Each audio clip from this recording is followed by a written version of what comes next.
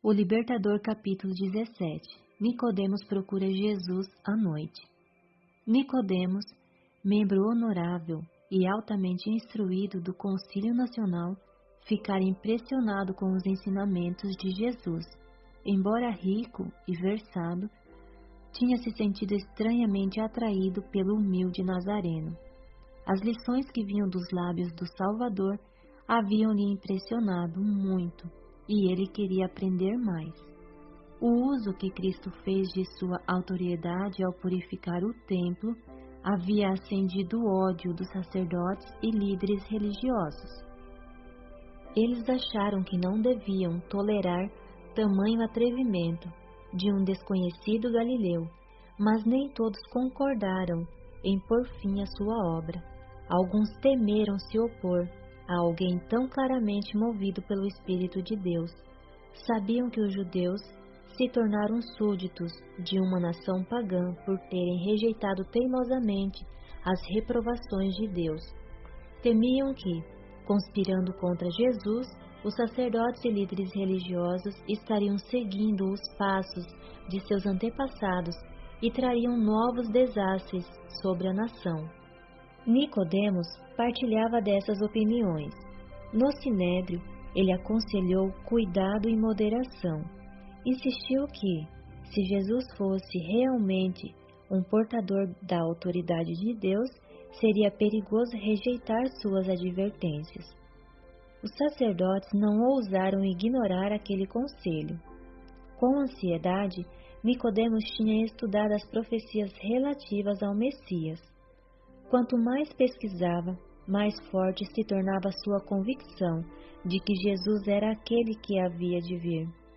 Ele tinha ficado angustiado pela maneira como os sacerdotes profanaram o templo. Foi testemunha da maneira com que Jesus expulsou dali os compradores e vendedores. Viu o Salvador curando os enfermos, como também viu seus olhares de alegria e ouviu suas palavras de louvor. Não podia duvidar de que Jesus de Nazaré fosse o enviado de Deus. Cada vez aumentava mais seu desejo de conversar com Jesus, mas não estava disposto a ir até ele abertamente.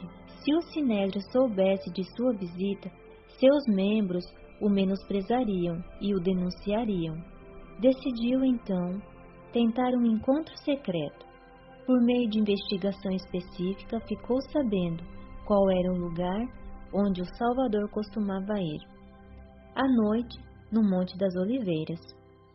Ele aguardou até que a cidade caísse no sono e então saiu à procura de Jesus. Na presença de Cristo, Nicodemos sentiu-se estranhamente tímido, mas tentou disfarçar o sentimento. Mestre, sabemos que ensinas da parte de Deus, pois ninguém pode realizar os sinais miraculosos que estás fazendo, se Deus não estiver com ele.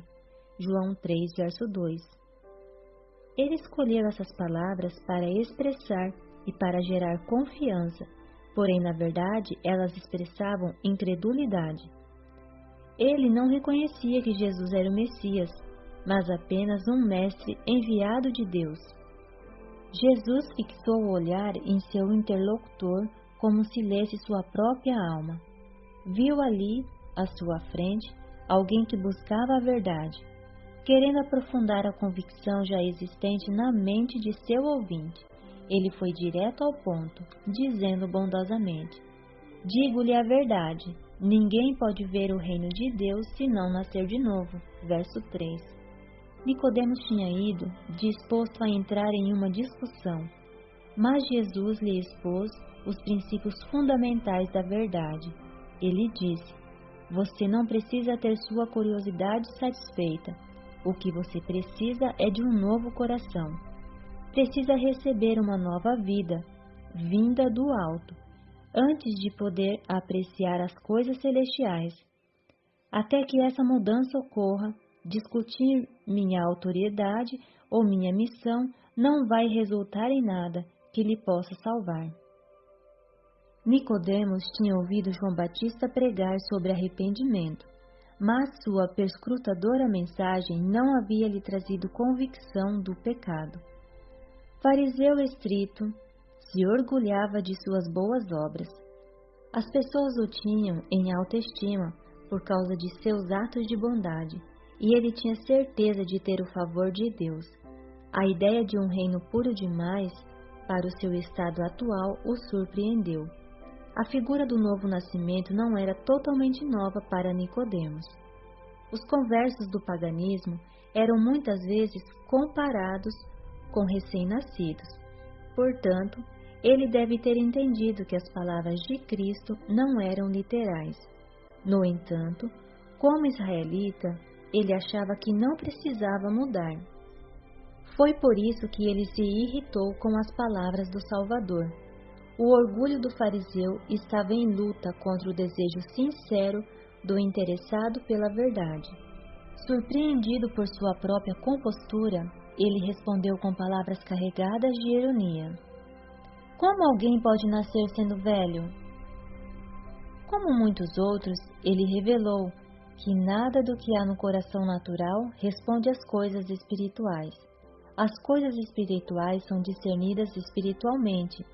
Levantando a mão, com serena dignidade, o Salvador fez uma aplicação ainda mais profunda da verdade e com maior firmeza. Digo-lhe a verdade: ninguém pode entrar no reino de Deus se não nascer da água e do Espírito. Verso 5. Nicodemos sabia que Cristo estava se referindo ao batismo da água e à renovação do coração pelo Espírito de Deus. Ele estava convencido de que estava na presença daquele que tinha sido predito por João Batista. O ministério do novo nascimento. Jesus continuou: o que nasce da carne é carne, mas o que nasce do Espírito é Espírito. O coração é mau por natureza. Jó 14, verso 4. Nenhuma invenção humana pode achar remédio para a alma pecadora. A mentalidade da carne é inimiga de Deus, pois do coração saem os maus pensamentos, os homicídios, os adultérios, as imoralidades sexuais, os roubos, os falsos testemunhos e as calúnias. Romanos 8, verso 7, Mateus 15, verso 19. A fonte do coração deve ser purificada para que a corrente possa se tornar pura. Os que tentam alcançar o céu por suas próprias obras, guardando a lei, estão tentando algo impossível. A vida cristã não é uma modificação da antiga, mas uma transformação da natureza. A morte para o eu e para o pecado e uma vida totalmente nova. Somente por meio do Espírito Santo é que uma mudança dessas pode ocorrer. Nicodemos ainda estava perplexo e Jesus usou o vento para ilustrar o que queria dizer. O vento sopra onde quer. Você o escuta, mas não pode dizer de onde vem nem para onde vai. Isso acontece com todos os nascidos do Espírito. João 3, verso 8. Nós ouvimos o vento, sussurrando nas folhas e flores. No entanto, ele é invisível. Assim também é a obra do Espírito Santo no coração. Uma pessoa não pode ser capaz de dizer o momento ou o lugar exato da conversão, nem de definir o processo da mesma, mas isso não prova que ela não está convertida. Por meio de um agente tão invisível quanto o vento, Cristo está constantemente trabalhando no coração. Pouco a pouco, o Espírito produz impressões que tendem a atrair o coração para Cristo. Isso pode vir a ocorrer por meio da leitura das Escrituras ou de ouvir a palavra que vem do pregador ao vivo. De repente, quando o Espírito se apresenta com um chamado mais direto, o coração se entrega com alegria a Jesus. Muitos chamam isso de conversão repentina, mas ela é o resultado de um longo processo de persuasão do Espírito de Deus, um processo paciente e prolongado. O vento produz efeitos que podemos ver e sentir. Do mesmo modo, a obra do Espírito será revelada em cada ato da pessoa que sentiu seu poder salvador. O Espírito de Deus transformam a vida. Pensamentos pecaminosos são afastados e as ações más renunciadas. O amor, a humildade e a paz substituem a raiva, a inveja e as discussões. A alegria substitui a tristeza. Quando, por meio da fé, nos entregamos a Deus, o poder que nenhum olho humano pode ver cria um novo ser à imagem de Deus. Podemos conhecer o começo da redenção aqui, por meio da experiência pessoal. Seu resultado se estende por toda a eternidade. Nicodemos começa a ver a luz. Enquanto Jesus falava, alguns raios da verdade entraram na mente do líder religioso. Contudo, ele não entendeu plenamente as palavras do Salvador. Admirado, perguntou: como pode ser isso? Você é mestre em Israel e não entende essas coisas? Jesus perguntou. Em vez de ficar irritado com as claras e verdadeiras palavras de Jesus, Nicodemos deve ter sentido uma opinião humilde de si mesmo por causa de sua ignorância espiritual. Jesus falou com dignidade tão solene e amor tão sincero que Nicodemos não ficou ofendido. Contudo, ao Jesus explicar que sua missão era estabelecer um reino espiritual ao invés de um reino temporal, Nicodemos ficou perturbado. Jesus notou isso e acrescentou: eu lhes falei das coisas terrenas, e vocês não creram. Como crerão se lhes falar das coisas celestiais? Por não entender a natureza do trabalho de Cristo na terra, Nicodemos não conseguia entender o trabalho dele no céu. Os judeus a quem Jesus tinha expulsado do templo estavam dispostos a manter uma aparência de santidade, mas negligenciavam a santidade do coração.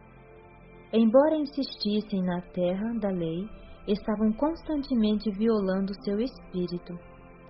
Sua grande necessidade era a mudança que Cristo explicou para Nicodemos, um novo nascimento moral, uma purificação do pecado e uma renovação da santidade. Não havia desculpa para a cegueira de Israel quanto à obra de regeneração. Davi orou: cria em mim um coração puro, ó Deus, e renova dentro de mim um espírito estável. Por meio de Ezequiel, Deus havia prometido: darei a vocês um coração novo e porei um espírito novo em vocês. Tirarei de vocês o coração de pedra e lhes darei um coração de carne. Porei o meu espírito em você e os levarei a agirem segundo os meus decretos e a obedecerem fielmente às minhas leis. Salmo 51, verso 10, Ezequiel 36, versos 26 e 27. Agora Nicodemos começava a compreender o significado dessas passagens. Via que as mais rígidas obediência exterior, somente a letra da lei, não dá a ninguém o direito de entrar no reino dos céus. Nicodemos estava sendo atraído para Cristo. Quando o Senhor lhe explicou o novo nascimento, ele chegou a desejar aquilo para si mesmo. Como pode ser isso? Jesus respondeu à sua silenciosa pergunta. Da mesma forma como Moisés levantou a serpente no deserto, assim também é necessário que o Filho do Homem seja levantado, para que todo o que nele crê tenha vida eterna. João 3, versos 14 e 15. O símbolo da serpente levantada deixou a missão do Salvador clara para Nicodemos. Quando o povo de Israel estava morrendo por causa das picadas das venenosas serpentes, Deus orientou Moisés a fazer uma serpente de bronze e a levantar no meio da congregação. Todos os que olhassem para ela viveriam. A serpente era um símbolo de Cristo. Assim como a imagem feita à semelhança de serpentes destruidoras foi levantada para que eles fossem curados, também aquele feito, à semelhança do homem pecador, devia ser seu Redentor. Romanos 8, verso 3. Deus queria levar os israelitas ao Salvador. Fosse para a cura de suas feridas, fosse para o perdão dos seus pecados. Eles não podiam fazer nada por si mesmos, a não ser mostrar sua fé no dom de Deus. Eles só precisavam olhar para viver. Os que tinham sido picados pelas serpentes poderiam ter exigido explicação científica de como um olhar poderia curá-los, mas não foi dada nenhuma explicação. Recusar-se a olhar era morrer. Nicodemos ouviu a lição e levou consigo. Passou a examinar as Escrituras de um jeito novo, não para discussão, mas para receber vida para a alma. Ele se submeteu à direção do Espírito Santo. Hoje, milhares de pessoas precisam aprender da mesma verdade que Nicodemos aprendeu da serpente levantada. Não há salvação em nenhum outro, pois debaixo do céu não há nenhum outro nome dado aos homens pelo qual devamos ser salvos. Atos 4, verso 12. Por meio da fé, recebemos a graça de Deus, mas a fé não é nosso Salvador. Ela não obtém nada. Ela é a mão pela qual nos apeguemos a Cristo, que é o remédio para o pecado. Não podemos sequer nos arrepender sem a ajuda do Espírito de Deus. As Escrituras dizem de Cristo: Deus o exaltou, colocando-o à direita como príncipe e salvador, para dar a Israel arrependimento e perdão de pecados. Atos 5:31. O arrependimento vem de Cristo, tão verdadeiramente como vem o perdão. Como então devemos ser salvos? Vejam, é o Cordeiro de Deus que tira o pecado do mundo. João 1:29. A luz que brilha da cruz revela o amor de Deus. Seu amor nos atrai para Ele. Se não resistirmos a essa tentação, seremos levados ao pé da cruz, em arrependimento pelos pecados que crucificaram o Salvador. Então, por meio da fé, o Espírito de Deus produz uma nova vida na alma. Ele é quem faz com que os pensamentos e desejos sejam postos em obediência a Cristo. Ele é quem cria novamente o coração e a mente à imagem de Jesus, e trabalha dentro de nós para que subjuguemos todas as coisas a Ele.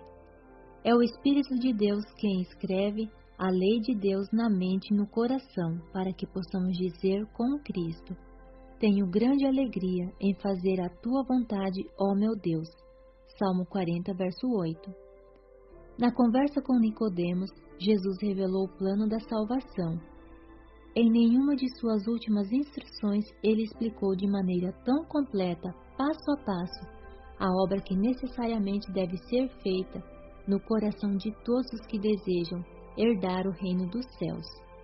No começo do seu ministério, Jesus abriu a verdade para um membro do Sinédrio, um renomado mestre do povo, mas os líderes de Israel não receberam bem a luz.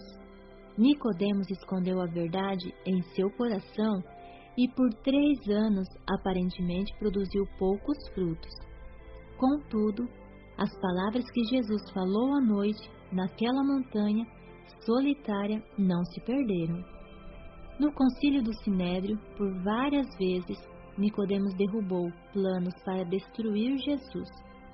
Quando finalmente ele foi levantado na cruz, Nicodemos se lembrou: da mesma forma como Moisés levantou a serpente no deserto, assim também é necessário que o Filho do Homem seja levantado, para que todo o que nele crer tenha vida eterna. A luz daquele sagrado encontro iluminou a cruz do Calvário, e Nicodemos viu em Jesus o Redentor do mundo. Depois que o Senhor ascendeu aos céus, quando a perseguição espalhou os discípulos, Nicodemos corajosamente tomou a dianteira. Ele usou suas riquezas para sustentar a igreja, ainda em seu início, a qual os judeus esperavam que desaparecesse com a morte de Cristo. Em tempos de perigo, ele que tinha sido tão cuidadoso e questionador, agora se mostrou firme como a rocha, animando a fé dos discípulos e fornecendo os meios financeiros necessários para levar adiante a obra do Evangelho. tornou-se pobre de bens deste mundo, mas nunca vacilou na fé que teve seu começo naquela conversa noturna com Jesus. Nicodemos contou para João a história dessa conversa, e João a registrou para que milhões aprendessem dela. As verdades ali ensinadas são tão importantes hoje quanto naquela solene noite, na sombria montanha, quando o líder religioso veio aprender com o humilde mestre da Galileia qual era o caminho para a vida.